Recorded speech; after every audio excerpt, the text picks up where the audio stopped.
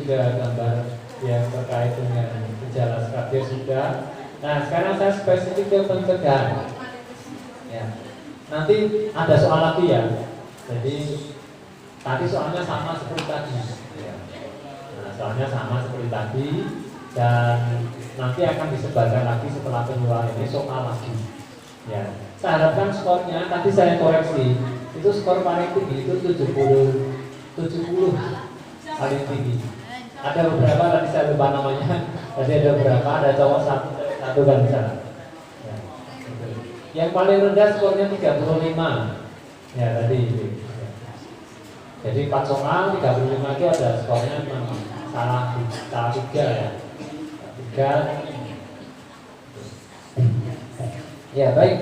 Kemudian di sini saya akan menyampaikan tentang pencegahan skabies. Bagaimana sih cara pencegahan skabies? Ya, secara umum ya, pencegahan skabies itu adalah menghindari faktor penyebab. Kalau tadi penyebabnya apa? Yang disampaikan Bu Novi tadi penyebabnya apa?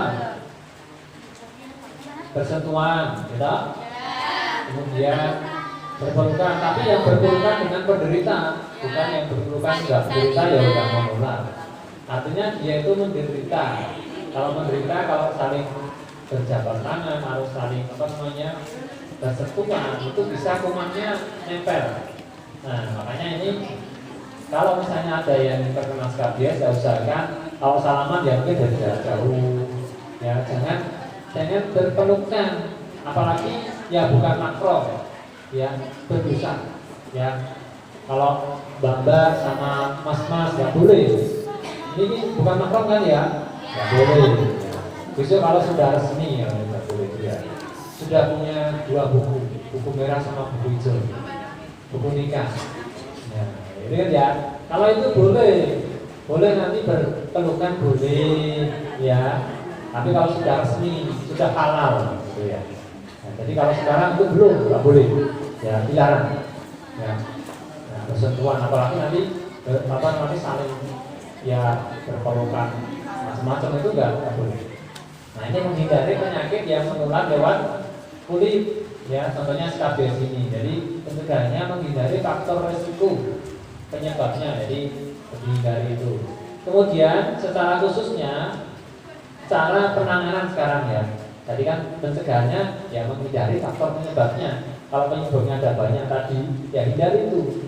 Ya itu secara umum. Kemudian kalau sudah terkena ya, bagaimana cara penanganan dan membasmi skabies ini? Ada beberapa cara ya. Ini dari beberapa teori yang pernah saya pelajari. Yang pertama itu caranya adalah kalau memang ya di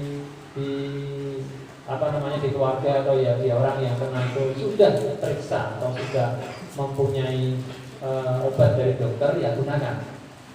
Jadi kalau Anda sudah periksa dan punya obat, cara penanganan ya obat itu digunakan. Ada salep untuk gatal-gatal, salep skabies ya gunakan. Kalau misalnya Anda sudah berobat, sudah punya salep nggak digunakan ya sama aja. Gitu, salepnya disimpan saja. Ya udah, ini nanti nggak bisa ditangani gitu. Makanya salep yang kalau misalnya Anda sudah berobat, ya salep ini digunakan. Kemudian yang kedua, pengobatan serentak pada seluruh anggota keluarga dan atau teman yang tinggal bersama. Ya. Jadi seperti disampaikan Bu Novi bahwa skabies ini sering terjadi kepada kelompok orang ya, sebuah kelompok ya, termasuk ya orang yang ada di asrama, di orang yang punya kelompok-kelompok itu, tempat tinggalnya satu kelompok. Nah, sehingga penanganannya ya satu kelompok itu kalau sudah ada terkena 1, 2. Ya, ini diobati semua, dicek semua, terus dikasih obat. Ya, artinya dikasih supaya tidak menular ya, dikasih sesuatu yang bisa menghambat penularannya. Jadi semua diobati ya, diobati semua kelompok itu. Kemudian yang ketiga, mencuci pakaian atau handuk atau spray dengan air panas. Ya, jadi kalau mencuci ya pakaian, kalau sudah terkena skabies itu usahakan pakaiannya kalau mencuci direndam dulu pakai air panas. Ya, kita menyediakan air panas, misalnya 2 stong ya. Kita menanam menanam air, memasak air ya. Pakai cara itu masak air, pakai kompor masak. Nah itu sudah mendidih, dituangkan di baskom. Nah baru nanti pakai yang mencuci direndam dulu. Setelah direndam kurang lebih sekitar 10 menit ya, 10 menit sampai 15 menit. Baru nanti dicuci pakai sabun. Nah dicuci pakai sabun, baru nanti dikeringkan, dijemur kena sinar matahari. Ya karena ini penting sinar matahari itu. Karena panasnya sinar matahari itu kalau memang cerah, harinya cerah itu bisa ya istilahnya membuat lumpuh kuman. Karena saking panasnya, derajatnya lebih dari 37 kalau misalnya suhunya panas ya.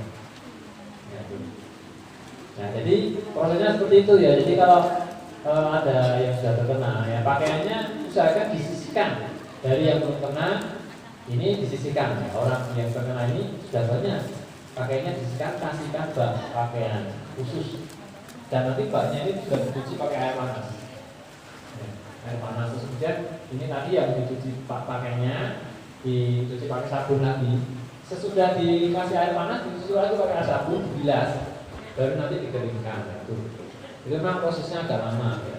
Ya karena yang untuk penanganan ini supaya tidak menular orang lain. Dan kumannya yang menempel di pakaian itu bisa mati. Karena kuman itu mati dalam pemanasan.